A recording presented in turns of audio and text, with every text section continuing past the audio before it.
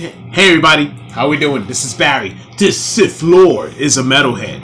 On today, Friday, March 11th, 2022. Hope everybody's doing good.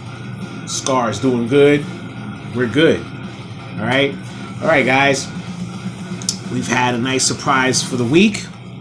We had the Obi-Wan Kenobi trailer drop on Wednesday. Everybody is having a lot to say about it, right?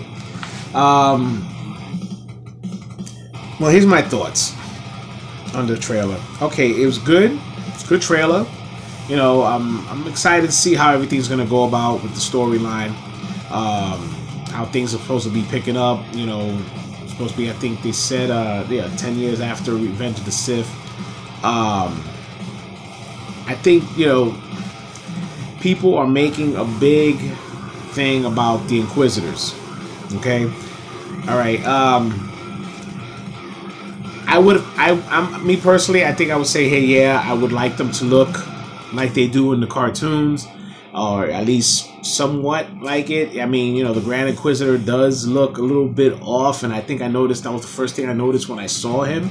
That he did look off. I mean, look, if there's an issue with makeup or something that you're not doing, I mean, at least give him the eyes. I mean, I think we would have been okay with his fat head if you at least gave him the eyes. If they would have just gave him the eyes, I don't think you would have this. I mean, but you gave us an alien who's an Inquisitor, basically just look like a human with makeup on.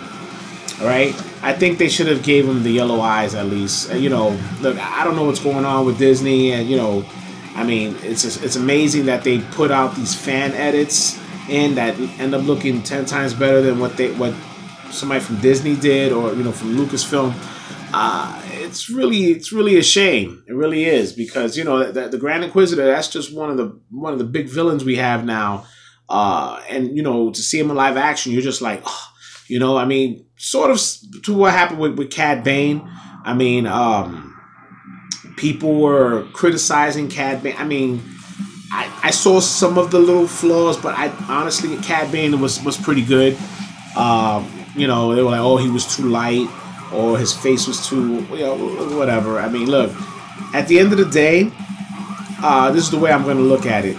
If the guy, if this actor kills that role, when I mean kill it, I'm talking about he plays the shit out of that role, and it just ends up becoming good, you will look past that. You will, because it's like, what are you gonna do? I mean, it is what it is right now. You just gotta hope that everything turns out correct, and we don't get a shitty Star Wars show. That's it. I mean, it's just really messed up that, I mean, like I said, I get it. I really do get it. But we'll see. I mean, look, the trailer was good. I'm looking forward to the full trailer. I think I'm assuming they're not gonna put that out probably till like later, maybe when it gets closer to maybe closer to May. We'll probably see a full trailer. Probably just gonna keep us on edge with this one, and then give us something a little later on, to get us hyped for the show when it comes out May 25th. But we'll see how it goes from there. Also, Ewan McGregor, he did an interview with Entertainment Weekly. Now, just so everybody knows, that Entertainment Weekly issue is supposedly going to be the last printed copy of Entertainment Weekly. They're supposed to be going all digital. They're not doing no more magazines. So it has a really cool picture of Obi-Wan on the front of it. I'm sure it's already, people have already seen it. It's really, really cool. I went out with my wife today, and I meant to go over to the magazine section over where we stopped by CVS, and I just totally, it went over my mind. Now I'm regretting that I didn't get it, and I'm hoping they still have some, because I think once those are gone, that's it, And I think it's gonna probably be, if the show blows up, you got something that's gonna be worth money there. But Ewan McGregor did an interview, and I guess he kind of threw out some kind of spoilers people were talking about in the interview. He basically was talking about how his experience of acting again with Hayden Christensen as Anakin. So basically, he kind of prove that we will see some Clone Wars flashbacks. Basically Anakin in his gear, and I did a video, the last video I made, where I mentioned that there's a good chance that they're going to be wearing their armor, and we're hoping this is where it's going to go. We're hoping this is where it's going to go. I'm dying to see how that armor looks in live action. You know, I really am. It looks like it's going to be really cool. Okay, and you know, he basically was, you know, was just talking about how good it was to work with Hayden again. I mean, he said it felt like it was nothing's changed, like the years never passed. It was like yesterday.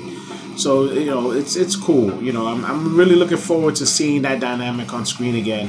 I mean, there's a lot of you know, prequel fans who were just excited. You know, when that trailer came on and Duel of the Fates came on, it was like, wow. You know, that was really, really cool. That was really, really cool. But yeah, we're gonna see. We're probably gonna get some more stuff coming up, and I'm hoping, you know, that thing with the Inquisitor doesn't become too much of its downfall.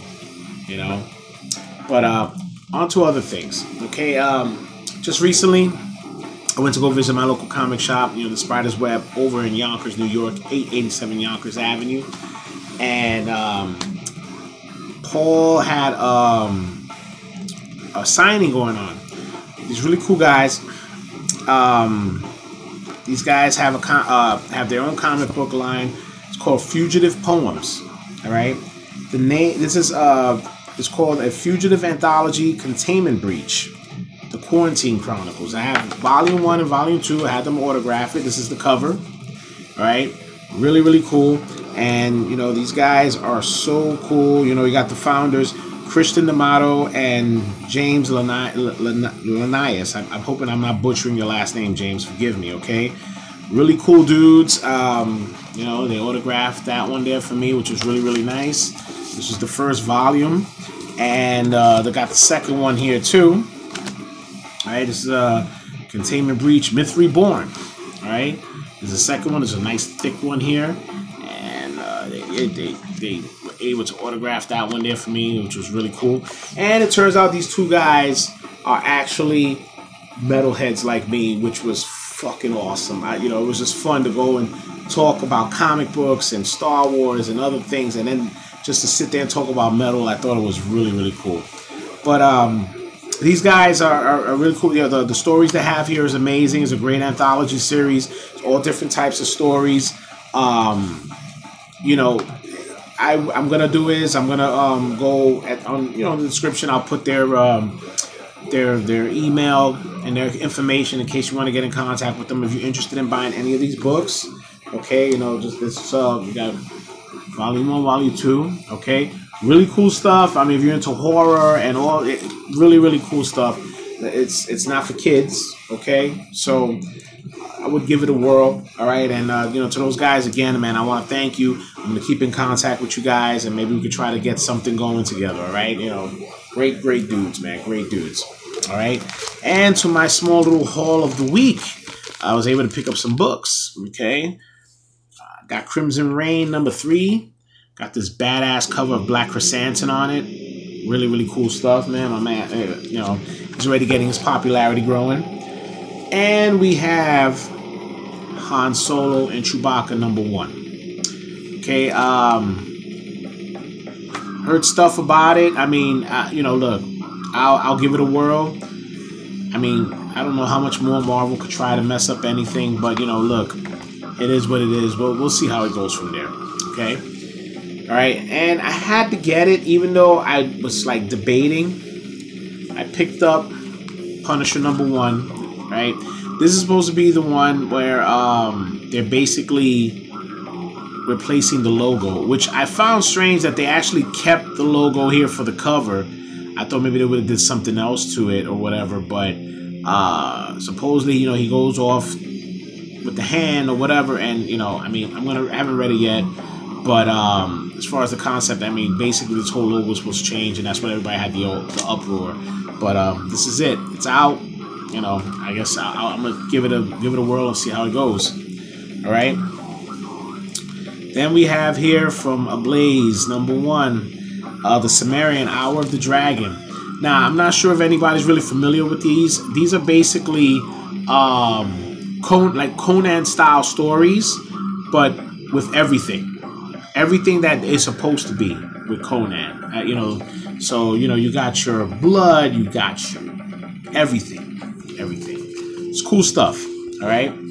Then, last but not least, picked up this all-star cast of Spawn, The Scorched, number 1. Right? You know, Todd McFarlane is making a nice little comeback. Right? Really good stuff with Spawn. Spawn is, you know, I'm happy to see that they're back on track again. Okay? Alright, guys. So, look, that's pretty much it for now. And like I said, if you guys are interested in picking up these fantastic books from these guys, they're really cool. I'm going to leave their information in the comment. I mean, right there in the description below. Check it out. And, you know, let them know the Sith Lord is a metalhead sent you. And maybe they'll hook you up with a deal. All right? Maybe get an autograph too. All right? That's it right now. And I hope everybody's doing good. I'm looking forward to everything that's coming out. And if you have anything you want me to check out, please leave a comment, like, subscribe. And also, don't forget to go on my Facebook page, the Sith Lords merch. I have merch. You know, got some good stuff here. Go and check it out. Got some good deals. And see how it goes. All right, guys. This is Barry. This Sith Lord is a metalhead. May the Force be with you.